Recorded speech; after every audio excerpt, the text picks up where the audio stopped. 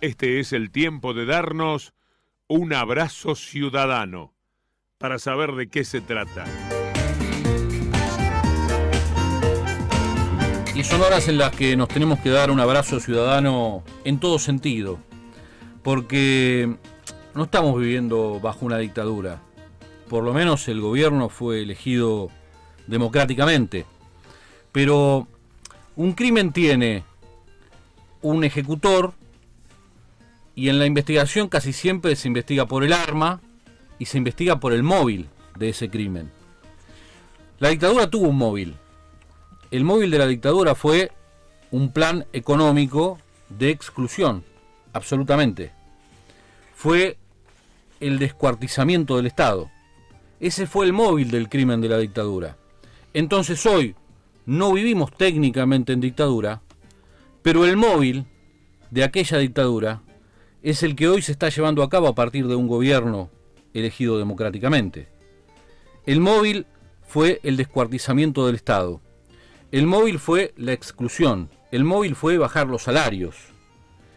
El móvil de ese crimen es el móvil de esta actualidad, la que estamos sufriendo. Por eso me parece que más que nunca tenemos que salir a las calles el viernes, en principio, para acompañar este recuerdo de la Noche de los Lápices, que ocurrió hace 40 años y que lamentablemente se actualiza justamente porque el móvil del crimen volvió otra vez.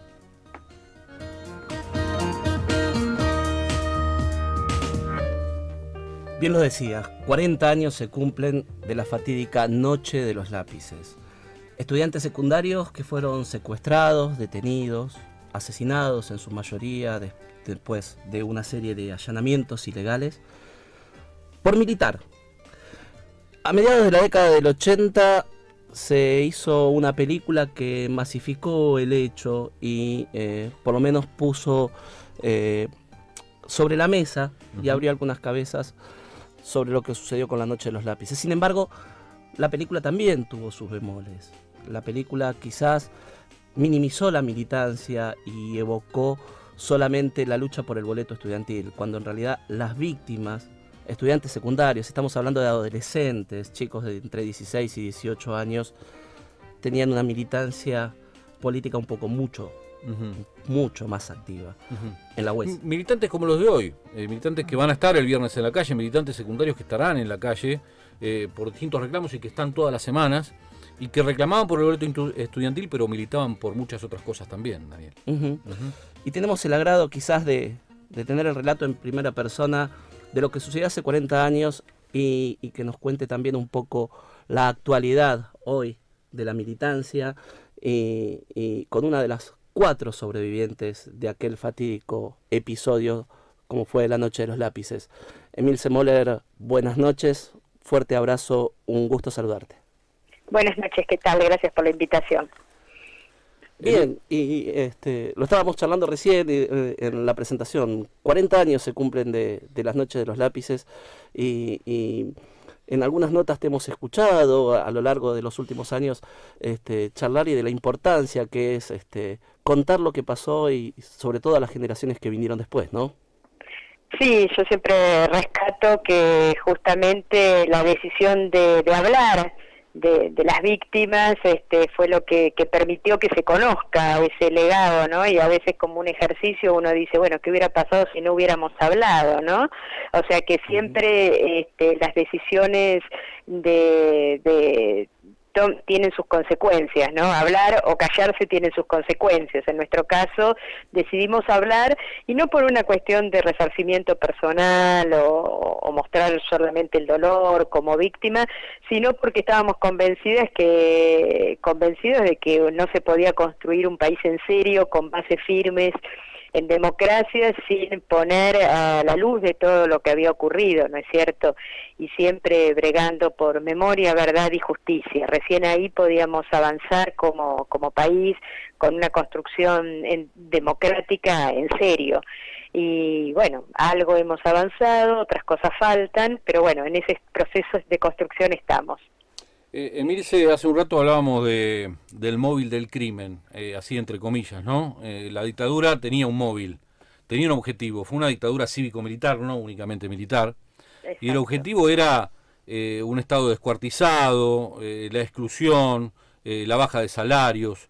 Es como que sentimos que ese móvil recrudece ahora, en este momento, en el siglo XXI. ¿Te parece lo mismo? Sí, coincido totalmente. Me acuerdo que algunas veces hace un tiempo escribíamos consignas y me parece que hoy tiene vigencia. El genocidio de ayer es la pobreza de hoy, ¿no es cierto? Me parece que en esa frase se sintetiza eso.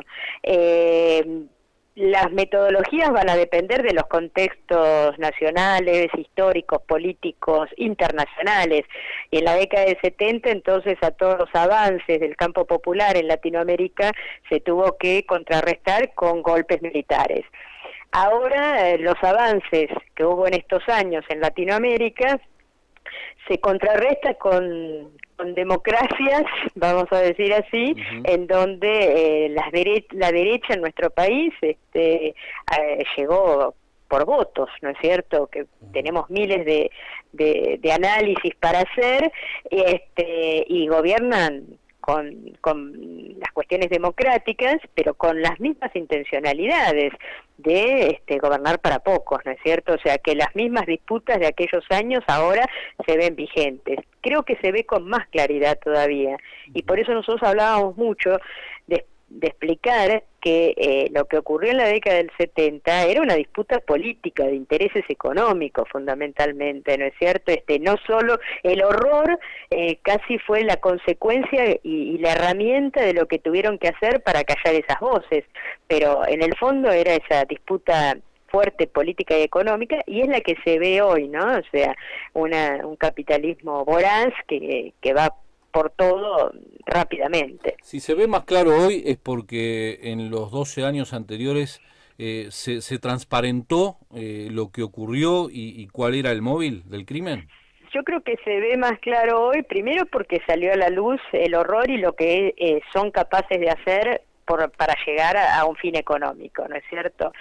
Se ve más claro porque, además, yo siempre decía que en el kirchnerismo, además de todas las ventajas que como políticas se dieron para los trabajadores y demás, sobre todo porque se permitió empezar a contar la historia de la década de los 70, no solo desde las cuestiones de la dictadura, desde el horror, desde los desaparecidos, sino que se empezó a poner en valor qué ideales, qué políticas se perseguían, y cuáles eran realmente los reclamos políticos y las luchas que se establecían, ¿no? O sea, volvió a poner la política como agenda, se volvió a poner las militancias, se volvió a poner a la luz lo que nosotros planteábamos con la cuestión de un Estado presente para los que más lo necesitan, porque los ricos no necesitan el Estado.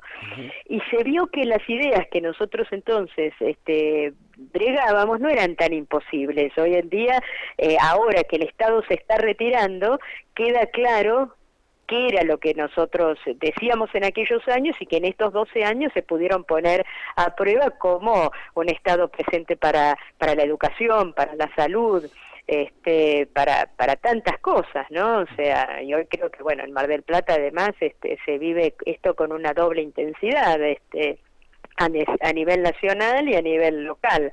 Queda muy claro esto. Y estas pérdidas de derechos, de libertades, se empiezan a ver, y bueno, y hay que ver de qué manera se lucha, pero entonces ahora es muy fácil hacer paralelismos con los chicos y decir, bueno, esto era una militancia en otro contexto político. Emilce, en ese momento se secuestró a chicos muy jóvenes, ustedes eran adolescentes apenas, como un claro mensaje para que el resto se cuidara y no tomara ningún tipo de acción política. ¿Vos entendés que ahora hay un movimiento de oposición a esta política neoliberal, o que todavía a la sociedad le falta abrir un poco los ojos y decir que no a todas estas medidas que la están perjudicando? Uno es los deseos personales. Los deseos personales, por supuesto, me gustaría que al otro día la calle reclamando y gritando ante todas estas cosas, pero hay que entender los procesos sociales, los procesos culturales y los procesos políticos, ¿no es cierto?, que son más lentas las reacciones, pero no por eso menos eficientes. En eso hay que poner cabeza fría, ¿no? O sea, uno hubiera querido al otro día, cuando pasaban las cosas, salir, y había que esperar, hay que decantar, hay que madurar, hay que ver cómo se cristaliza en opción política todo este desgaste y estas pérdidas de derechos que se están viendo. Por supuesto nos gustaría tener un pueblo con más conciencia y demás, pero bueno, es lo que pudimos conseguir entre todos, ¿no es cierto? Yo creo que sobre todo estoy muy esperanzada con los jóvenes. Los jóvenes vivieron años de muchas ampliaciones de derechos, en donde volvieron a abrazar la política. ¿Por qué? Porque con la política era una herramienta transformadora, con la política modificaban cosas, vieron que era la política eso que nosotros le decíamos, y que para los que eran de los años 90, ¿para qué iban a abrazar la política? ¿Para qué iban a ser menemistas, que el menemismo les cerraba las fábricas, los dejaba sin escuelas y demás? ¿Qué joven se iba a enamorar de eso? En cambio, en estos 12 años los jóvenes se enamoraron. Y hoy, por más que no hayan sido militantes kirchneristas, vivieron un estado de bienestar que lo van a ir sintiendo día a día y que empiezan a tomar conciencia. Y yo tengo esperanza de que en un tiempo X, no sé cuándo, estas pérdidas de derechos, de bienestar, van a hacerse sentir, ojalá que a través del voto y lo antes posible. Emilce, sin caer en golpes bajos ni tratar de buscar efectismo, pero es muy interesante tu relato, lo has hecho en alguna oportunidad y además bien, sos una reivindicadora de los derechos y de la memoria. Hace 40 años y 2 días, vamos a poner, porque todo comenzó el viernes que viene para nosotros. Hace 40 años comenzaba la Noche de los Lápices. Vos sos una de las 4 adolescentes, 4 jovencitos que sobrevivió. ¿Cómo fueron aquellos días? Bueno, fueron días muy